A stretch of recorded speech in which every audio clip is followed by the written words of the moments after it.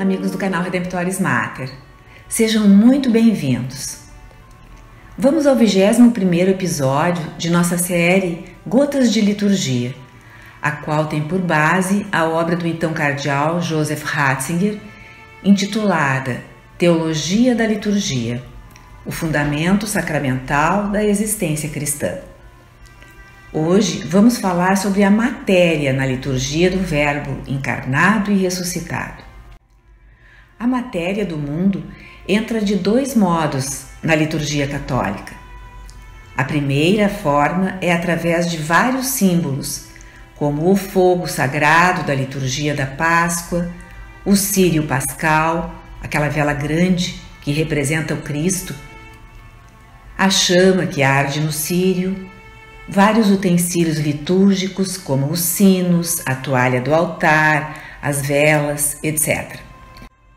A segunda maneira em que vemos a matéria na liturgia é nos sacramentos, instituídos pelo próprio Cristo.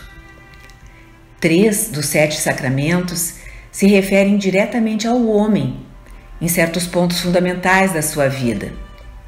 Nesses, a matéria é o próprio homem, a própria pessoa. Esses sacramentos são a penitência ou confissão, em que a pessoa pede o perdão e uma palavra de renovação, a ordenação sacerdotal, em que o Senhor, por meio da imposição das mãos do bispo, confere a missão e a autoridade do ministério do próprio Cristo, e o matrimônio, em que duas pessoas se doam reciprocamente, tendo em vista uma comunhão de toda a sua vida, tornando-se uma imagem real e atual da aliança entre Cristo e a Igreja. Nos outros 4 sacramentos, dos 7, coisas materiais se tornam portadoras do agir de Deus sobre as pessoas. São elementos que carregam um significado. A água, o óleo de oliva, o pão de trigo e o vinho. A tradição da Igreja distingue na água um duplo simbolismo. A água salgada do mar é símbolo da morte, de ameaça e de perigo, recordando o Mar Vermelho, no qual o exército egípcio morreu e por meio do qual os israelitas foram salvos. O batismo é uma espécie de travessia do Mar Vermelho, que é a imagem de morte e ressurreição, como a carta aos Romanos no capítulo 6 nos lembra. A água da fonte, por outro lado, é símbolo da vida. Do lado aberto de Jesus jorraram sangue e água.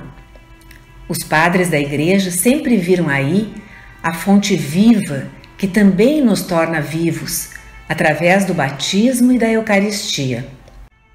Durante a festa das tendas dos israelitas, Jesus tinha profetizado que quem viesse até ele e bebesse, dessa pessoa jorrariam rios de água viva. Assim, aquele que é batizado se torna também uma fonte. Podemos pensar em grandes santos da história, de cuja vida jorraram rios de fé, esperança e caridade. E assim podemos compreender algo da dinâmica do batismo, da promessa e da tarefa que ele envolve. Enquanto a água é um elemento vital comum a todo o planeta, os outros 3 elementos que servem de matéria nos sacramentos são típicos do ambiente mediterrâneo. O Salmo 103 louva a criação e agradece a Deus por seus dons através da terra. Canta o versículo 15 o vinho que alegra o coração do homem, dizendo: fazes brilhar seu rosto com o óleo e com o pão o coração lhe revigoras. Diz também.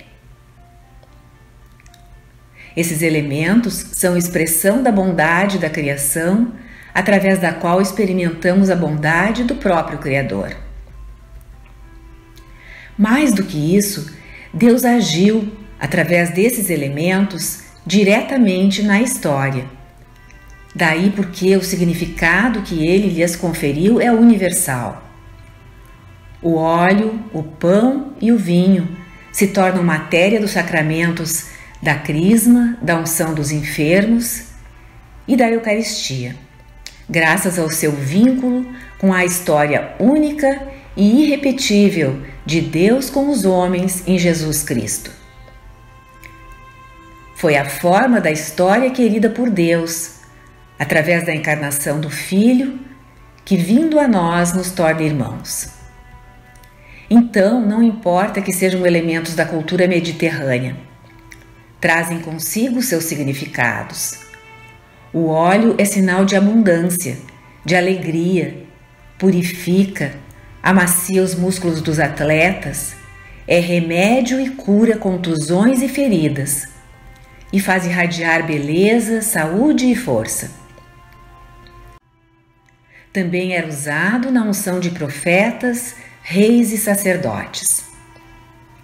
O pão e o vinho significam a bondade da criação e, no ofertório da missa, agradecemos por eles, como frutos do trabalho do homem e também da terra e da videira. Pão e vinho, na antiga aliança, eram oferecidos em sacrifício entre as primícias da terra. No contexto do êxodo do Egito, o pão comemora a partida libertadora da escravidão do faraó e ainda recorda o maná que alimentou o povo no deserto.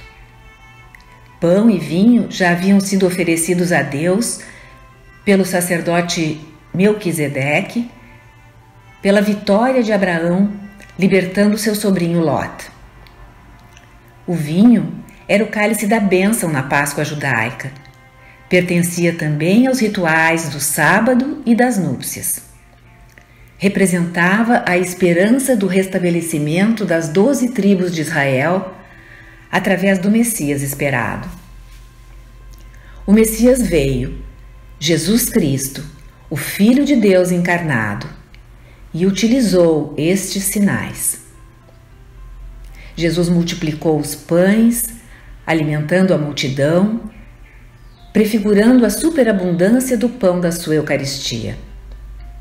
Em Caná, transformou água em vinho, anunciando a sua hora de glória na cruz e na ressurreição, e apontando que com Jesus já começou a realização das bodas de Deus com o seu povo, o reino do Pai, onde os fiéis beberão o vinho novo que Jesus transformou no seu sangue. Por tudo isso, esses elementos estendem a sua significação e importância universalmente. Obrigada por ter acompanhado este episódio. Se você gostou, clique seu like e inscreva-se no canal.